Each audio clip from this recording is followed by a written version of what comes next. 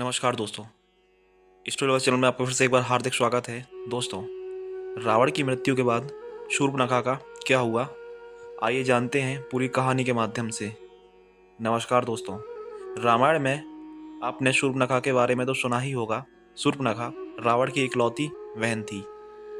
शूर्पणखा लंका में ही रहती थी, लेकिन शूर्पणखा का विवाह होने के बाद युद्ध में उसके पति की मृत्यु हो गई थी, जिसके लिए वह अपने भाई रावण को अपने दुर्भाग्य का कारण मानती है। दोस्तों, आइए जानते हैं रावण कैसे बना अपनी बहन शूर्पणखा के दुर्भाग्य का कारण। दोस्तों, हमारे चैनल को सब्सक्राइब करें और वीडियो को पूरा ज़रूर देखें, जिसके कारण मैं आपके सामने फिर से नई नई कहानियाँ लाता रहूँगा।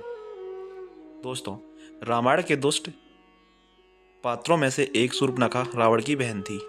शूर्पणखा के पास भी राक्षसी शक्तियां थीं, जिससे वह अपना रूप बदल सकती थी। शूर्पणखा का पहले से ही विवाह हो चुका था। दोस्तों, पौराणिक कथाओं के अनुसार शूर्पणखा एक राक्षस कुल की कन्या थी और उसका पति दैत्य कुल से था। दोस्तों, स्टोरी वर्स चैनल को सब्सक्राइब करें और दोस्तों, आप कमेंट के ज़रिए हमें ये ज़रूर बताएं कि आपको कहानी कैसी लगती है। उस आधार पर मैं आपके लिए फिर से नई नई कहानियाँ लाता रहूँगा। उसका पति दैत्य कुल से था। रावण शूर्पणखा के विवाह से क्रोधित हुआ करता था, लेकिन शूर्पणखा के लिए उसने दूसरे कुल में विवाह को स्वीकार किया। सवाल यह उठता है कि जब रावण ने शूर्पणखा के विवाह को स्वीकार कर लिया, तो वह उसके दुर्भाग्य का कारण कैसे बन सकता है। आइए जानते हैं इस कहानी के माध्यम से।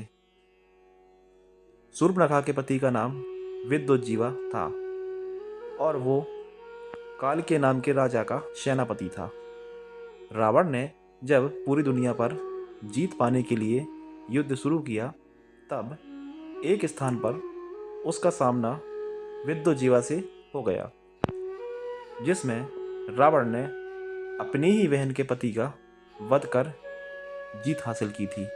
जब शूर्पणखा को इस बात का पता चला, तब उसे अपने भाई रावण पर अत्यंत क्रोध आया। इस घटना के बाद से ही शूर्पणखा अपने भाई रावण को अपने दुर्भाग्य का कारण मानने लगी थी। दोस्तों, स्टोरी लवर्स चैनल को सब्सक्राइब करें।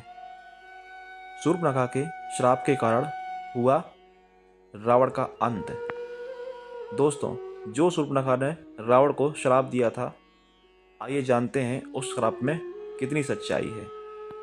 दोस्तों, रावण के अनुसार यह भी माना जाता है कि रावण की बहन होने से पहले शूर्पणखा रावण का विनाश चाहती थी।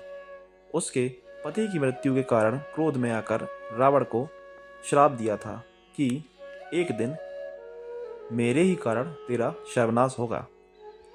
यही वो कारण था जिसके चलते शूर्पणखा ने